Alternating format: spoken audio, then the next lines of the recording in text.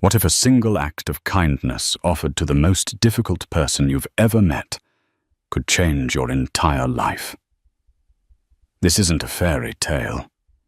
This is what happened to Maya, a 24-year-old waitress drowning in debt when she chose compassion over contempt. She thought he was just a rude, destitute old man who ruined her Tuesday shift. She had no idea he was Alexander Sterling, a reclusive billionaire testing the world's humanity. Her decision to treat him with dignity didn't just earn her a thank you. It led to a first-class flight to Paris, an offer that would save her family, and a confrontation that would expose the darkness of human greed. Stay with us to hear the full story of how one woman's refusal to be cruel made her dreams a reality. The Tuesday lunch rush at the corner table bistro was a special kind of hell. It was the nexus of impatient business people on a 1-hour leash and tourists who couldn't decide between the clam chowder and the lobster roll. For Maya Reyes, it was the 10th circle. A whirlwind of beeping order tickets, demanding customers, and the constant nagging ache in her feet that had become a permanent part of her existence. At 24, Maya's life was a carefully constructed house of cards, perpetually on the verge of collapse. By day, she was a promising, if perpetually exhausted, art student at the Massachusetts College of Art and Design. Her charcoal-stained fingers a testament to a passion that felt increasingly like a luxury. By night, and on every available weekend and holiday, she wore the bistro's stiff black apron. The job paid for her tiny apartment, her art supplies, and most critically, the mounting medical bills for her mother, whose battle with a relentless respiratory illness was a constant low-humming anxiety in the back of Maya's mind. Her dream, the one she clutched to her chest in the quiet moments before sleep, was Paris. Not the tourist trap, Eiffel Tower, keychain Paris, but the artist's Paris. The Paris of Degas, Monet, and Rodin. She yearned to stand in the Musée d'Orsay, to see the brushstrokes with her own eyes, to feel the same light that had inspired the masters. It was a dream so distant, so impossibly expensive, it felt more like a fantasy. Her current reality was counting out her tip money for bus fare. Maya Table 7 is getting antsy. "They need more bread," called out Mr. Henderson, the manager, his voice a familiar cocktail of stress and caffeine. On it, she replied, balancing 3 plates on her arm. Her section was a minefield. Table 4 had sent their steaks back twice. Table 9 had a toddler methodically dropping silverware onto the floor. And then there was Chloe, her co-worker, who was currently leaning against the service station scrolling through her phone while her assigned tables stared longingly at the water pitchers. Chloe operated on a principle of selective effort. She could spot a big spender from 50 yards and lavish them with attention, while treating anyone she deemed not worth her time with a glacial indifference. "You've got a new one in your section," Chloe said, without looking up, a smirk playing on her lips. "Good luck with that one. Looks like he crawled out from under a bridge." Maya sighed and glanced towards the corner booth, the one usually reserved for couples on first dates. A man sat there hunched over, wearing a frayed, oversized tweed coat that seemed entirely out of place for the mild June weather. His hair was a disheveled shock of grey, and his face, etched with deep lines, was set in a permanent scowl. He looked lost and angry. For the next hour, Maya understood what Chloe meant. The man was a tempest of complaints. The water was too cold. The menu was confusing. He tapped his fork impatiently on the table, the sharp tink-tink-tink grating on Maya's already frayed nerves. When she took his order, a simple bowl of soup and a coffee, He spoke in a low, gravelly mumble, forcing her to lean in close, and then accused her of hovering. "And make sure the soup is hot," he rasped as she turned to leave. "Not lukewarm, not tepid. Hot. Most places can't manage it." "Of course," Sir Maya said, her customer service smile feeling like a lead weight on her face. Back in the kitchen, Chloe snickered. "Told you. He's probably going to pay in pennies. You should have let me take him. I know how to get rid of his type fast." Maya ignored her. She picked up the order herself, ensuring the soup was steaming. She delivered it to the table, placing it down gently. He dipped a spoon in, brought it to his lips, and then slammed the spoon down on the table, sloshing hot broth onto the pristine white tablecloth. "What did I say?" He snarled, his voice rising just enough to turn heads. "I said hot. This is barely warm. Is it so difficult to follow a simple instruction?" Maya's jaw tightened. Every fiber of her being screamed. She wanted to tell him that she'd been on her feet for 6 hours, that her mother was sick, that his soup was the least of her problems. She wanted to point out that he was the one who had let it sit while he complained about the coffee. But then she looked at him, really looked at him. Beneath the anger, she saw a profound, cavernous sadness in his eyes. He wasn't just a rude man. He was a miserable one. Her frustration softened, replaced by an unwelcome pang of empathy. "You are absolutely right, sir," she said, her voice calm and steady. "I am so sorry. Let me get you a fresh bowl on the house. I'll bring it out myself and we can test the temperature together." His scowl faltered for a fraction of a second, a flicker of surprise in his weary eyes before it snapped back into place. He just grunted and waved a dismissive hand. Maya returned with a new bowl of soup so hot the steam rose in a thick cloud. She waited as he tested it. He didn't say it was good, but he didn't complain either. He ate in silence, his hunched posture never changing. The final trial came with the bill. He squinted at the small piece of paper. "This is wrong. I assure you, sir." The soup was taken off. Maya said, her patience wearing microscopically thin. Not that he grumbled, pointing a shaky finger. "The side of bread. It's listed here. I never got it." Maya knew for a fact she had brought him the bread basket. She had placed it right next to his water glass. But she also knew arguing was pointless. It was $1.50. It wasn't worth the fight. "My apologies, sir. A mistake on my part." She took out her wallet from her apron pocket, pulled out 2 crumpled dollar bills, and placed them on the table. "Please allow me to cover it. It was my error." He stared at the $2, then up at her. His gaze was intense, searching as if he were trying to peer directly into her soul. For the first time, he seemed to see her not as a uniform, but as a person. The silence stretched, becoming uncomfortable. Finally, he nodded slowly. He pushed the $2 back towards her, along with a $10 bill to cover his $7 coffee. He rose stiffly from the booth, and without another word, shuffled towards the exit. Maya went to clear the table, her body screaming with relief. She picked up the $10 bill and saw something underneath it. It wasn't a generous tip.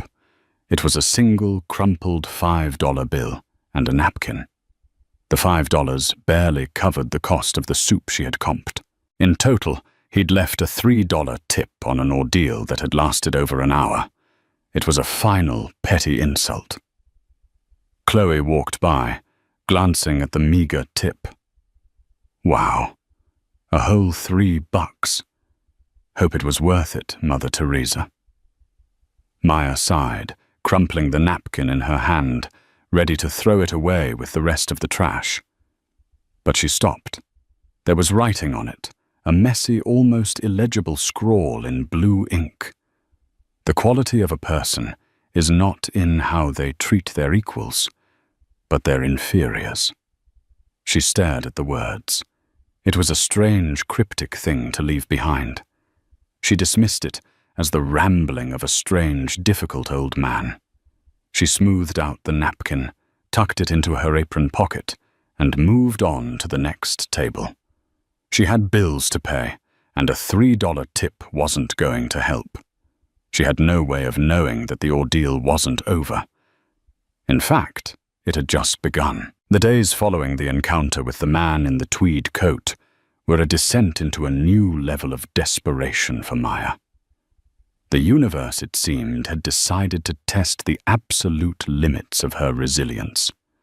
The bistro cut her hours, citing summer slowdowns. An email from the college's bursar's office arrived, its subject line, urgent, outstanding tuition. Balance making her stomach clench.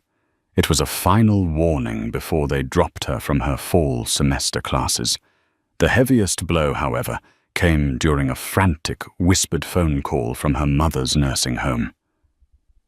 "Maya, it's Nurse Evans," the kindly voice said, laced with a professional sorrow Maya had come to dread. "Your mother had a difficult night. Dr. Albright thinks it's time we discuss transitioning to a more intensive level of care. It involves a new specialist and medications that, well, they aren't fully covered by her current plan." Maya stood in the cramped hallway of her apartment. The phone pressed hard against her ear. She looked at a framed photo on the wall, her mother smiling and healthy, standing in a field of sunflowers. The photo felt like a relic from another lifetime. How much, Maya asked, her voice barely a whisper. The number the nurse gave her was so large, so astronomically out of reach, that Maya felt a dizzying wave of vertigo. It wasn't just a bill. It was a wall. A solid, insurmountable wall between her mother and the care she needed to breathe. That night, sleep offered no escape. She dreamt she was drowning in a sea of unpaid bills, each piece of paper dragging her deeper into the dark. She woke up with a gasp, the weight of it all pressing down on her chest. Hope, once a flickering candle, was now just a wisp of smoke. She took out her portfolio, flipping through her sketches of Parisian street scenes, scenes she'd only ever seen in books. The dream felt like a mockery now. She slammed the portfolio shut, a sob catching in her throat. It was in this state of mind, 2 weeks after the incident with the old man, that the phone rang at the bistro. It was a slow Wednesday afternoon, and Maya was polishing silverware, her movements mechanical, her mind a million miles away. Mr. Henderson answered. "Corner table bistro Henderson speaking." He listened for a moment, his brow furrowed. "Reyes." "Yes, Maya. Reyes works here. Who is calling?" He listened again, his expression shifting from professional courtesy to baffled curiosity. "I see. And the nature of the call?" A pause. "Right. One moment." He held the receiver out to Maya. "It's for you. Some woman with a very formal way of speaking. Says it's about a customer you served a couple of weeks ago. The man in the tweed coat." Maya's heart sank. A complaint. Of course. After all this time, the miserable old man had probably decided the second bowl of soup had also been unsatisfactory. This was it. She was going to be fired over a bowl of soup, losing the one meager lifeline she had left. Chloe, who had been arranging sugar caddies with painstaking slowness, overheard, and her eyes lit up with malicious glee. "Ooh, someone's in trouble. I told you he was bad news." With trembling hands, Maya took the phone. "This is Maya. Good afternoon." "Ms. Reyes," said a voice as crisp and cool as a winter morning. It was a woman's voice devoid of any discernible accent, radiating an aura of impenetrable professionalism. "My name is Isabel Vance. I am calling on behalf of the office of Mr. Alexander Sterling." The name meant nothing to Maya. "Okay, Mr. Sterling was a guest at your establishment on Tuesday, June 10th. He was an elderly gentleman wearing a tweed coat. You were his server. Do you recall the interaction?" "Yes, I do," Maya said, bracing for the worst. "Excellent," Isabel continued, her tone unchanging. "Mr. Sterling has requested a meeting with you. He would like to discuss the service you provided. We would of course be happy to compensate you for your time. Would you be available to meet tomorrow at 10 a.m.? This threw Maya completely off balance. A meeting. Compensation. It didn't make any sense. A meeting. Why is something wrong?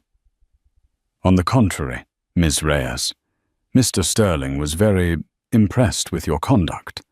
The meeting is to express his gratitude in a more formal capacity." Gratitude for what?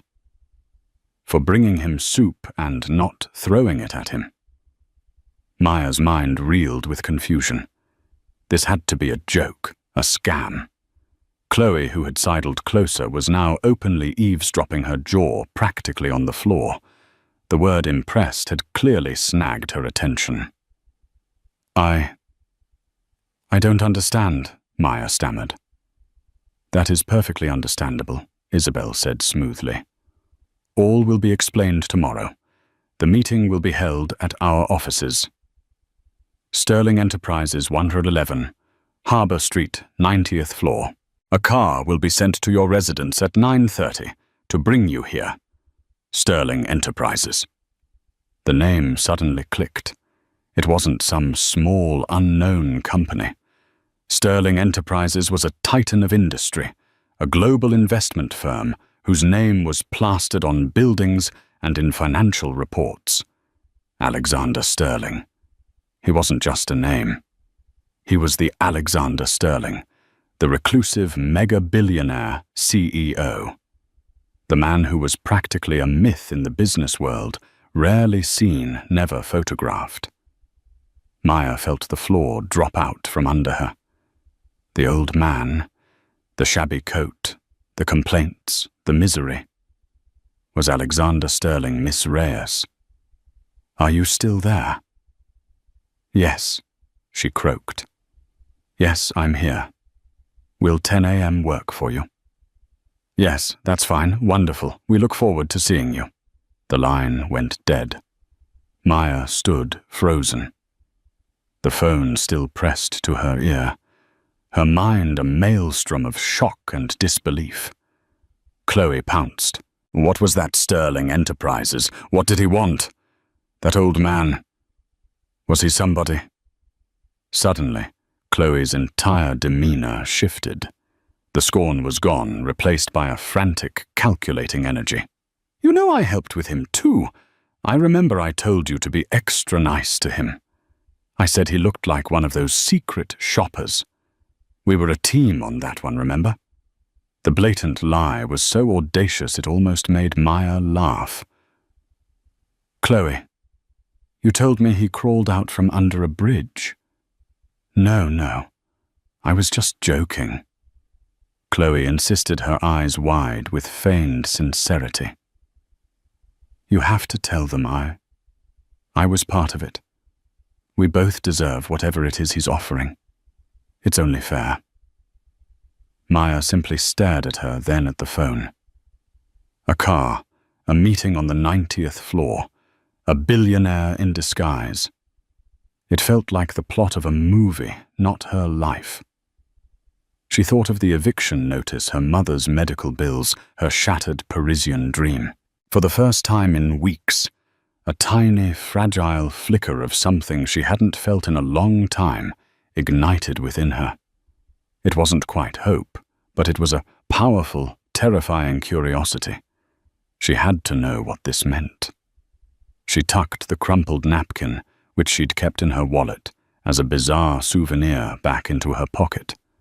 The words on it suddenly seemed less like a ramble and more like a riddle she was just beginning to understand.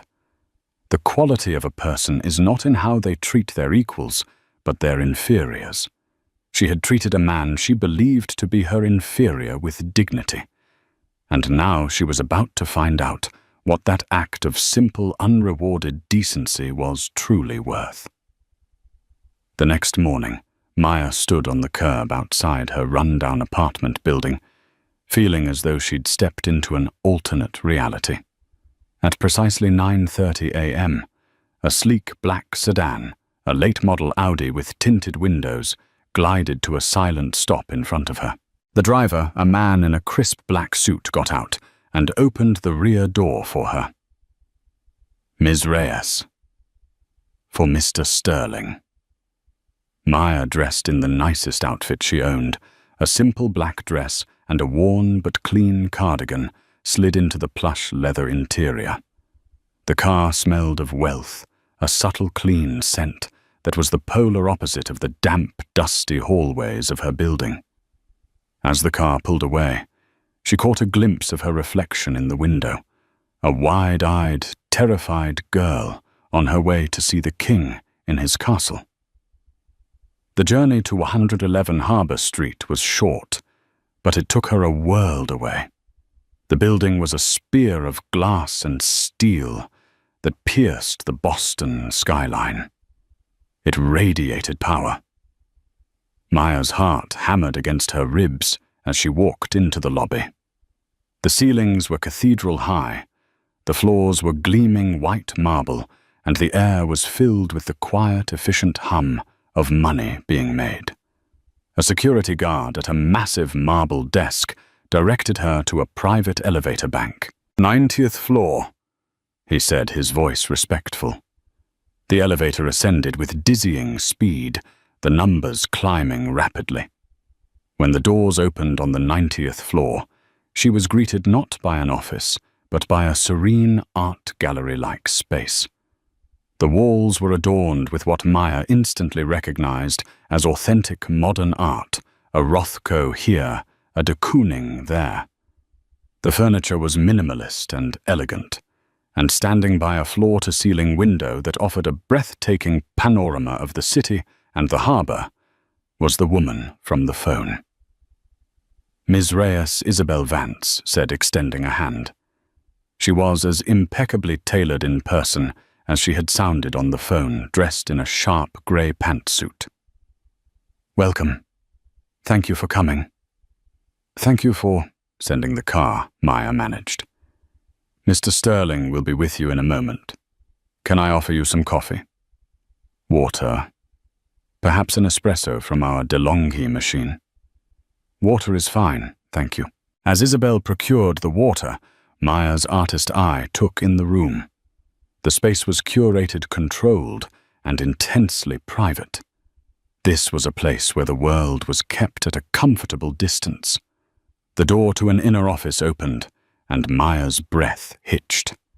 He was transformed. The hunched, shuffling old man was gone.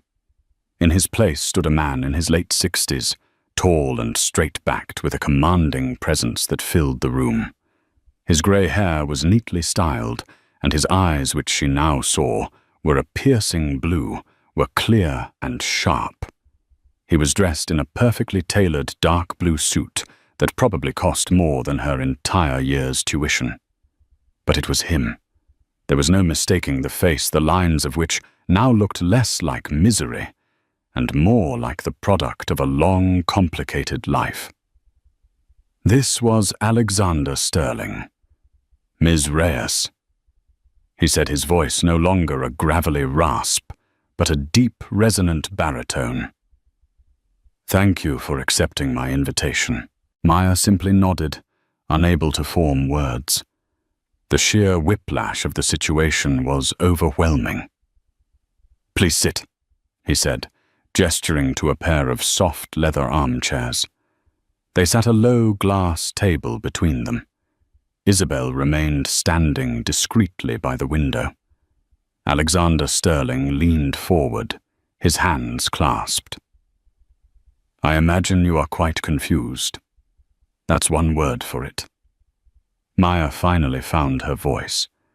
He offered a small, sad smile. "I owe you an apology and an explanation. My behavior at your restaurant was deplorable. It was a performance, but that doesn't excuse the distress it clearly caused you. For that, I am truly sorry. A performance, a test you might call it," he said, his gaze turning towards the window, towards the vast city below. "I have reached a point in my life, Ms. Reyes, where I am surrounded by echoes. People who agree with me, who flatter me, who want something from me. Their kindness is a currency they spend in the hope of a return. I've grown weary of it. I began to wonder if genuine, unprompted human decency still existed." He looked back at her, his blue eyes intense. "So I created a character, a man with nothing, no power, no influence, no wealth, a difficult, bitter, and unpleasant man. I wanted to see how the world would treat him. More often than not, it was with disdain, impatience, or manufactured pity. I was a problem to be ignored or disposed of as quickly as possible." Maya thought of Chloe's reaction and knew exactly what he meant. And then he continued, "I sat in your section. I complained. I was rude. I spilled soup. I accused you of short-changing me. I did everything in my power to be the worst customer of your day. And you, Miss Reyes, you did not fail the test." He paused, letting the words hang in the air. "You never lost your composure. You were patient. But it was more than that. I saw it in your eyes. You weren't just being a professional waitress. When I was at my most difficult, you looked at me, and you didn't see a nuisance. You saw a sad old man. You responded not with anger, but with empathy, and then you paid for my bread." He chuckled, a dry, humorless sound. "That $1.50, Ms. Reyes. You took money from your own pocket money I'm sure you need to soothe the pride of a man you thought had nothing. You weren't serving a customer. You were caring for a person." Maya was speechless. She remembered the moment clearly, the feeling of exhaustion and the small act of surrender. It hadn't felt like a grand gesture. It had just felt easier than fighting. "The note I left you," he said. "The quality of a person is not in how they treat their equals, but their inferiors. It's a quote I've held on to. You, Ms. Reyes, embody that principle." He leaned back. "Which brings us to why you are here. My gratitude is not merely academic. I want to repay your kindness. Isabel has done some research. With your permission, I'd like to confirm what I've been told. You are an art student at Mass Art." "Yes." "And your passion is painting and art history." "Yes." "And your mother, Maria Reyes, is currently in assisted living, facing significant medical expenses." Tears pricked Maya's eyes. The mention of her mother, the stark reality of her struggles, laid bare in this opulent office was too much. She nodded, unable to speak. Alexander Sterling's expression softened. "Kindness like yours should not be struggling to survive. It should be nurtured. I would like to make you an offer. First, a gift, a small token of my appreciation." Isabel stepped forward and placed a sleek, dark blue folder on the table. "You dream of Paris, I believe," Alexander said gently. Maya opened the folder. Inside were documents that made her vision swim. Flight confirmations, first class on Air France. A reservation for the Royal Monceau suite at the 5-star Hotel Le Bristol, Paris, for 2 weeks. a letter confirming a private after-hours tour of the Louvre arranged via a personal donation to the museum, and a platinum credit card with a letter stating it was to be used for all meals transportation and artistic inspiration.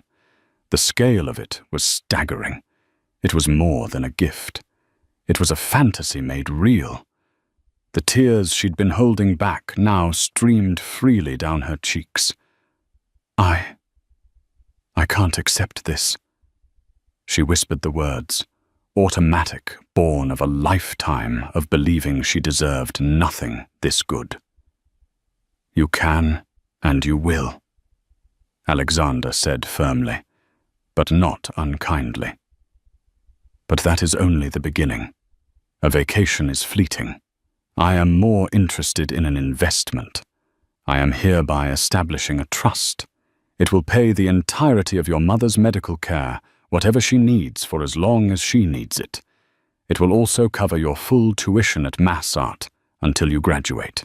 And it will provide you with a monthly stipend so that you no longer have to choose between your passion and your survival. Maya stared at him, her mind unable to process the magnitude of his words. Her mother's care, her tuition, a stipend. He was handing her back her life. He was giving her freedom. Why, she finally asked, her voice choked with emotion. Why would you do all this for me? Because you. Ms. Reyes, he said, his voice quiet but certain, gave me something I thought I had lost forever. A reason to believe in people again. You invested $1.50 in my dignity. I am merely offering a return on that investment. You have earned this. The only question is, will you accept? Maya looked from the plane tickets to Alexander Sterling's waiting face. It wasn't just about the money or the trip. It was about her art, her mother, her future. A future that just yesterday hadn't existed. Yes, she said the word, a mix of a sob and a laugh. Yes, I accept. A genuine, warm smile finally broke through Alexander's stern facade. Excellent. But as Maya sat there basking in the surreal glow of her new reality, she had no idea that back at the corner table bistro, a different kind of plan was being hatched. Chloe, consumed by a furious, corrosive envy, was not about to let this opportunity slip by, and she was willing to do anything to claim a piece of it for herself. While Maya was having her life rewritten on the 90th floor, Chloe was stewing in a potent brew of jealousy and entitlement back at the bistro. She replayed the phone call in her head, her mind twisting the facts to fit a narrative where she was the unsung hero. Maya, in Chloe's eyes, had simply stumbled into good fortune that was rightfully, or at least partially, hers. Unbelievable, she muttered to one of the busboys, Marco. I was the one who spotted him. I even softened him up for her. Maya just swooped in at the end. It should be us getting that call. Marco just shrugged, not interested in Chloe's drama. But Chloe was determined. That evening after her shift, she went home and opened her laptop. If this Alexander Sterling was so important, he'd be online. It didn't take her long to find the Sterling Enterprises website. It was corporate and impenetrable, but it had a Contact Us page with a general inquiry email address. It was a long shot, but for a chance at a billionaire's gratitude, it was worth it. She began to type carefully, crafting a story full of lies and half-truths. To the office of Mr. Alexander Sterling. My name is Chloe Becker, and I am a senior waitress at the Corner Table Bistro. I am writing to you with a matter of some delicacy regarding your recent visit and your interaction with my colleague, Maya Reyes. I was so pleased to hear that you had a positive experience, as I was the one who initially encouraged Maya to give you special attention. I remember the day clearly, and remarked to her, that you seemed like a distinguished gentleman who was perhaps down on his luck and deserving of our utmost compassion. While Maya can be a bit flighty, I made sure to oversee the situation and ensure your needs were met. I even helped her prepare the replacement soup you requested, reminding her to make it extra hot. I fear that in her excitement, Maya may have forgotten to mention my integral role in the service you received. We worked as a team to ensure your comfort. I only mention this because I believe in fairness and professional integrity. I would hate for my own contributions to go unrecognized. Thank you for your time and for your patronage of our establishment. Sincerely, Chloe Becker. She read it over a smug smile on her face. It was perfect. It didn't directly accuse Maya of lying, but it cleverly painted her as a junior, slightly incompetent partner in a joint effort led by the more perceptive senior Chloe. She hit send, feeling a thrill of victory. The email landed in a general inbox monitored by a team of assistants, but the mention of Maya Reyes and the specific bistro visit flagged it for Isabel Vance's attention. She read it with a cool, analytical eye. In her line of work, she had encountered every form of sycophancy and opportunism imaginable. Chloe's email reeked of it. She forwarded it to Alexander Sterling with a single line. As expected, the woodwork is revealing its inhabitants. Alexander read the email, and a flicker of his old cynicism returned. Was it possible? Had he been so taken by Maya's quiet demeanor that he'd missed a more complex truth? Was her kindness genuine, or was she just the one who got to the finish line first in a race he hadn't known was being run? His faith, so recently restored, felt a pinprick of doubt. He hated this feeling. "Isabel," he said over the intercom, "I'm going out. I won't need a driver." An hour later, Mr. Henderson was in the middle of his end-of-night accounting when the front door of the bistro opened. He looked up annoyed. "Sorry, we're closed." And then he froze. Standing there was not the disheveled old man from 2 weeks ago, but the immaculate, powerful figure whose face he'd only seen in the pages of Forbes magazine. Alexander Sterling. "Mr. Sterling," Henderson stammered, his mind racing. "What an honor. Please come in." "I won't take much of your time, Mr. Henderson," Alexander said, his tone polite but firm. "I just have a few questions about 2 of your employees, Maya Reyes and Chloe Becker." At that moment, Chloe emerged from the back, her purse in hand, ready to leave. She saw Alexander Sterling, and her eyes went wide. This was her chance. "Mr. Sterling," she gushed, rushing forward with a dazzling, fake smile. "I'm Chloe Becker. I'm the one who emailed you. I'm so glad you came. I was just telling Mr. Henderson how we all worked together to take care of you that day." Alexander turned his piercing blue eyes on her. He gave a slight, almost imperceptible nod. "Yes, Ms. Becker. You mentioned in your email that you were instrumental in my service, that you encouraged Miss Reyes to be compassionate." "Absolutely," Chloe said, puffing up with self-importance. "Maya's young. She sometimes gets flustered. I felt it was my duty as a senior waitress to guide her." Mr. Henderson looked utterly baffled. He remembered that day clearly. He remembered Chloe making snide remarks and Maya handling the difficult customer with a grace that had frankly surprised him. "And the soup," Alexander continued, his voice dangerously smooth. "You helped prepare the replacement bowl." "Yes, I told the kitchen this has to be perfect." Chloe lied, her story growing more elaborate by the second. "I even checked the temperature myself before Maya took it out." Alexander remained impassive. "I see. You have a keen memory for detail. Tell me, Ms. Becker, do you happen to recall the drawing on the napkin I left with the tip?" Chloe froze. A drawing. The old man had left a drawing. Her mind went blank. She searched for a plausible answer. What would a poor old man draw? A flower. A smiley face. A drawing, she stammered, her confidence wavering. I think it was a little flower. A thank you doodle. Yes, that's it. It was very sweet. Alexander's face remained a blank canvas. He turned his gaze to Mr. Henderson.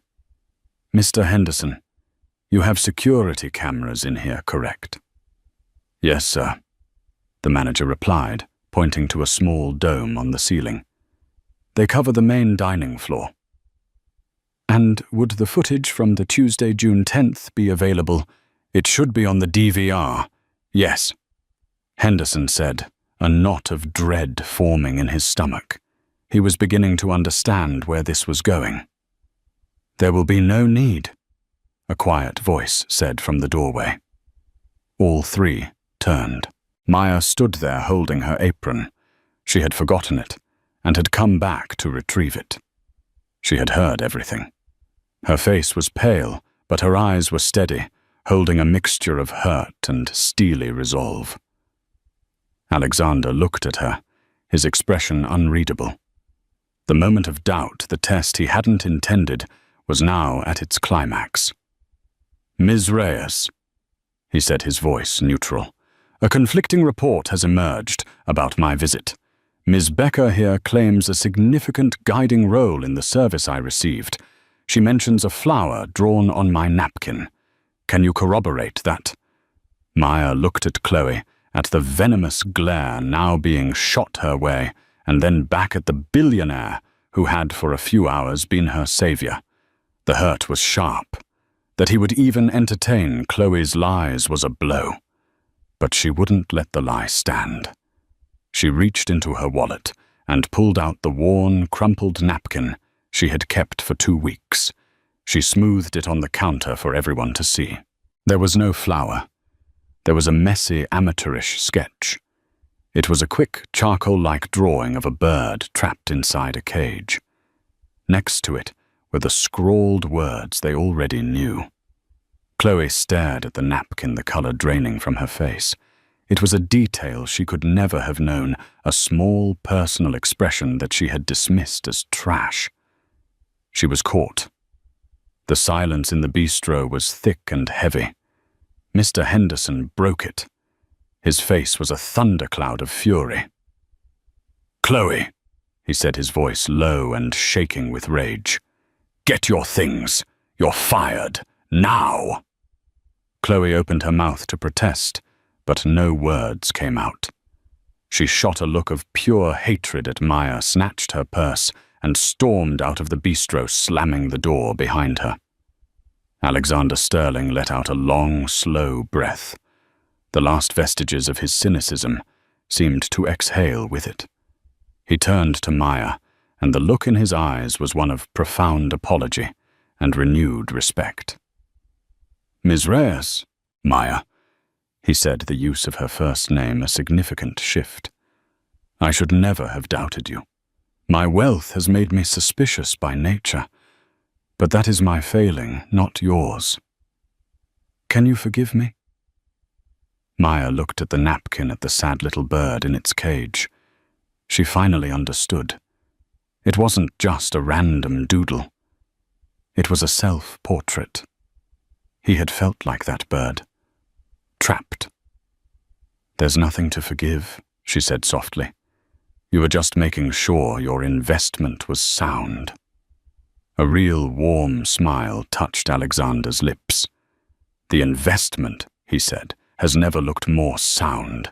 Now I believe you have a plane to catch. Paris is waiting. The journey to Paris was less a flight and more a gentle, surreal dissociation from her old reality. Maya had never been on a plane, and her first experience was not in a cramped economy seat, but in the hushed, serene cocoon of first class on Air France.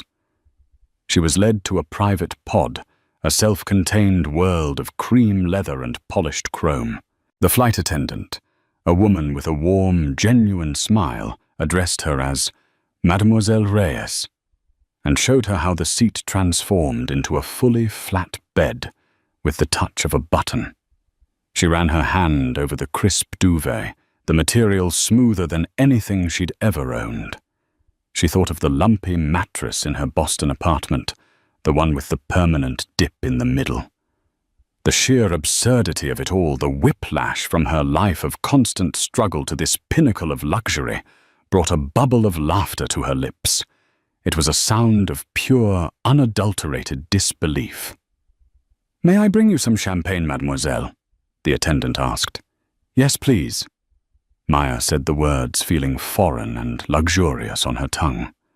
When the glass arrived, fizzing with tiny golden bubbles, she held it up to the light of her window. Below, the patchwork of the American coast was shrinking, giving way to the vast, dark expanse of the Atlantic. She was literally crossing into a new world. She took a sip. It tasted like stars. The menu was a small, leather-bound booklet listing dishes she couldn't have pronounced a week ago. She chose a sea bass with a fennel confit, and it arrived on actual porcelain with weighted silver cutlery. She ate slowly, savoring every bite, a stark contrast to the way she used to wolf down cold staff meals in the bistro's chaotic 5-minute breaks. Later, as the cabin lights dimmed, she lay down under the duvet. Sleep, however, was elusive. Her mind was a slideshow of contrasts, the grimy floor of the bistro kitchen versus the plush carpet under her feet. The angry, demanding face of the man in the tweed coat versus the calm, paternal voice of Alexander Sterling on the phone. The eviction notice on her door versus the 5-star hotel reservation tucked safely in her bag. She wasn't just flying to Paris. She was flying away from the ghost of a life that had almost crushed her. When sleep finally came, it was deep and dreamless, the gentle hum of the engines, a lullaby carrying her towards her future. She awoke to the soft light of dawn filtering through her window. Below the land was a tapestry of green fields and terracotta roofs. France. The feeling was electric. Upon landing at Charles de Gaulle, the seamless dream continued. There was no confusing bus to navigate, no heavy suitcase to drag. A quiet professional driver was waiting for her, just past customs, holding a simple sign, Reyes. He led her to a black Mercedes, and they slipped into the morning traffic, heading towards the heart of Paris. Maya pressed her face to the window, drinking it all in. The light was different here, softer and more golden than the harsh, direct sun of Boston. It bathed the elegant, cream-colored buildings in a painterly glow. Every detail was a potential sketch. The intricate wrought-iron balconies, the uniform blue of the street signs, the confident way Parisians wore their scarves. The car pulled up to Le Bristol, Paris, a hotel so majestic it looked less like a temporary lodging and more like a permanent fixture of French aristocracy. A doorman in a tailored coat tipped his hat to her. The lobby was a symphony of marble, fresh flowers, and quiet opulence. She felt a familiar pang of imposter syndrome, the voice in her head whispering, "You don't belong here." But the woman at the front desk greeted her with such warmth, as if she were a long-lost friend, that the feeling quickly dissolved. Her suite was an astonishment. It was larger than her entire Boston apartment, decorated in shades of pale rose and gold, with antique furniture and actual oil paintings on the silk-paneled walls. A set of French doors opened onto a private balcony, overlooking a pristine, manicured garden, where a white cat, a hotel resident she would later learn was sunning itself. On a marble-topped table sat a vase bursting with fragrant pink peonies, and beside it a heavy cream envelope. Her hands trembled slightly as she opened it. The note was written in a strong, decisive hand. Maya, enjoy the light. It's been waiting for you. A.S. Tears welled in her eyes. It was the perfect message. He understood. This wasn't just a vacation. It was a pilgrimage. This was her chance to finally step into the light. For 2 weeks, Maya lived the life she had only ever dared to sketch in her notebooks.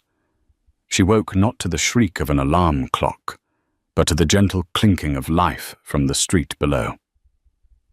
Her first morning, she bought a still warm pain au chocolat from a corner boulangerie and ate it on a park bench in the Jardin du Luxembourg, feeling the flaky pastry melt on her tongue. It was the most delicious thing she had ever tasted.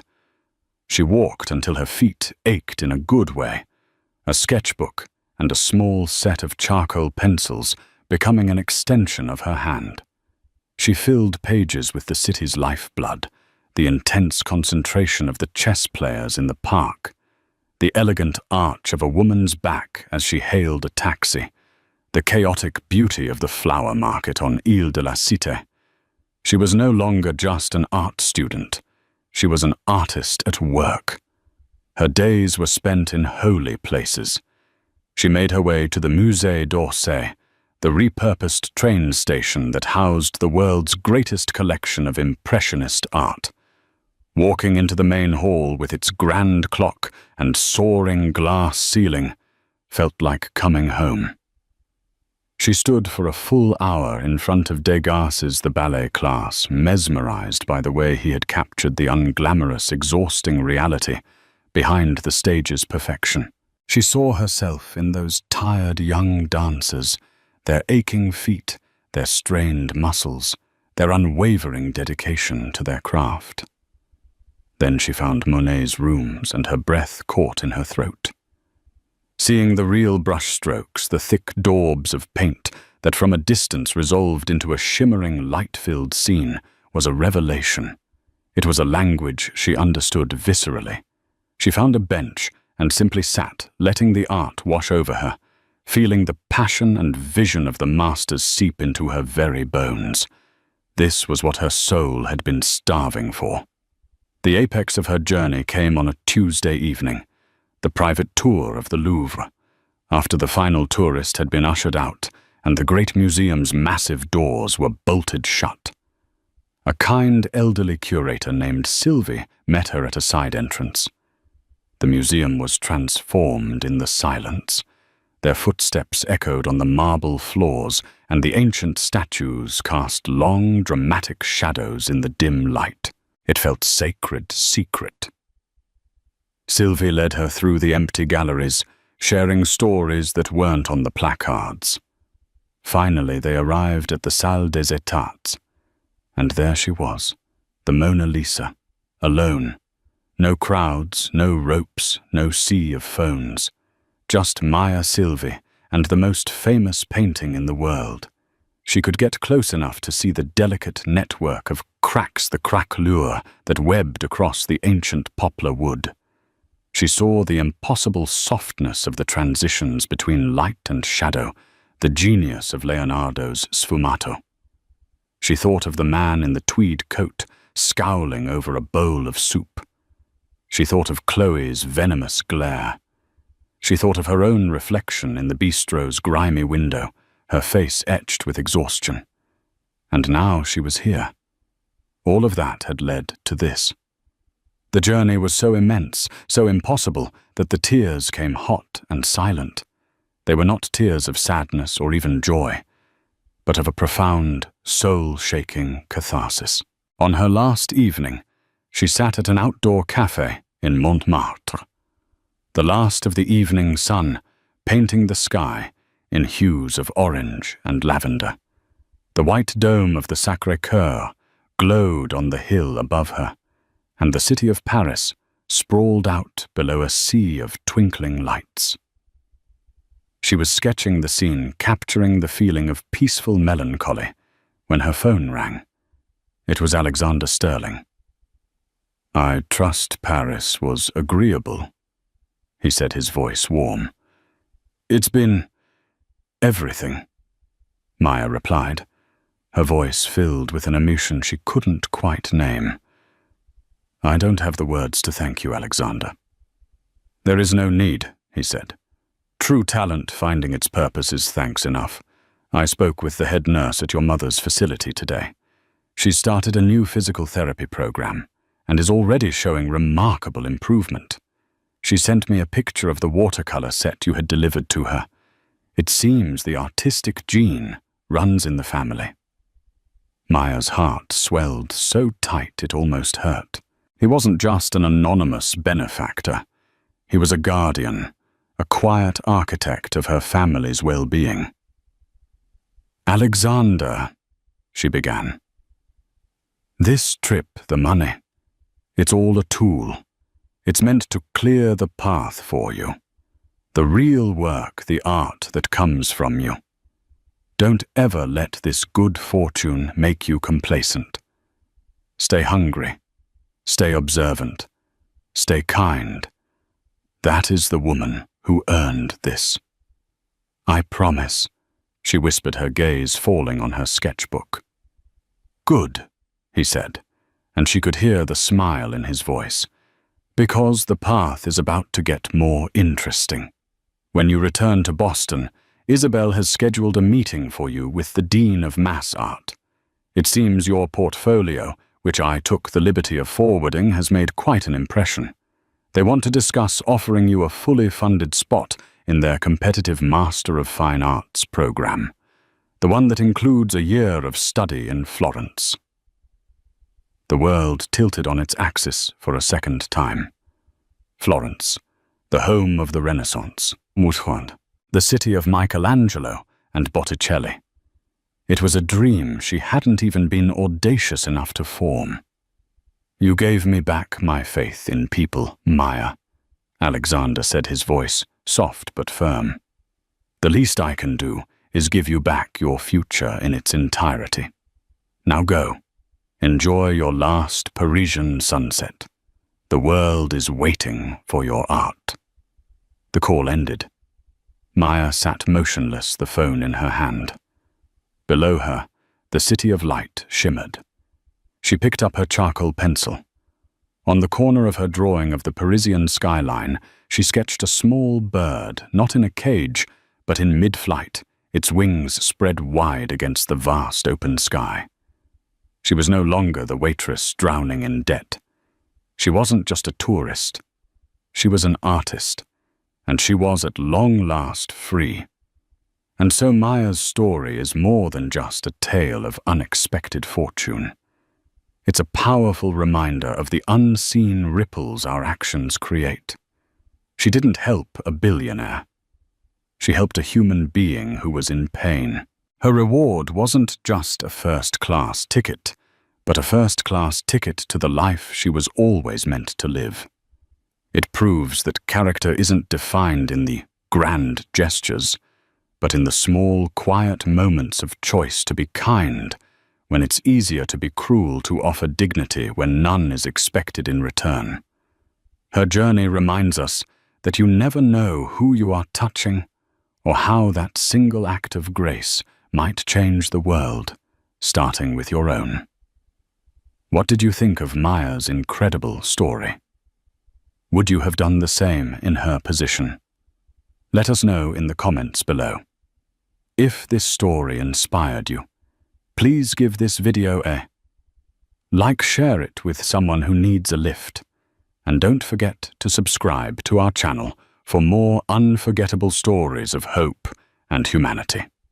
Thank you for watching.